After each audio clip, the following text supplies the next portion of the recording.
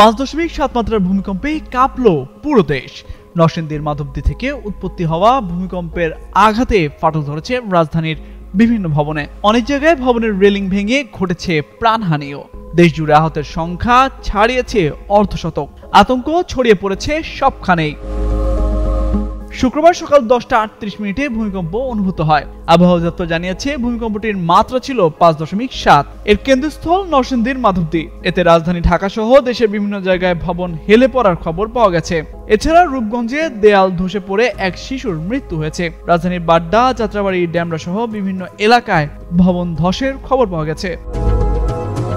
ভূমিকম্পের পরবর্তী সময় আফটারশকের সম্ভাবনা থাকে, তবে আবহাওয়া দপ্তরের আবহাওয়াবিদ তরিফুল নেওয়াজ কবির জানিয়েছেন আপাতত এই ভূমিকম্পের আফটারশকের কোনো সম্ভাবনা পাওয়া যায়নি। শুক্রবার বেলা 11টা 20 গণমাধ্যমকে তথ্য জানান তিনি।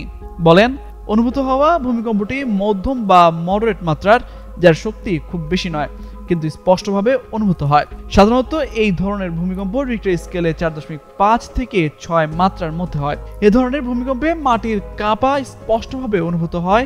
বাড়ির মধ্যে আসবাবপত্র বা হালকা বস্তু নড়তে পারে, তবে সাধারণত বড় ধরনের ধ্বংস বা প্রাণহানি ঘটে না। তিনি আরো জানান, মাঝারি মাত্রার ভূমিকম্পে কিছু সময় আফটারশকের সম্ভাবনা থাকে, তবে সবসময় তা তীব্র হয় না। সহজভাবে বলতে গেলে এটি হলো না খুব দুর্বল না খুব শক্তিশালী মাঝারি ধরনের ভূমিকম্প, যা স্থানীয় মানুষজনের মধ্যে কেঁপে ওঠার অনুভূতি সৃষ্টি করতে পারে। তামজিদ মির্জা, যুগান্তর নিউজ।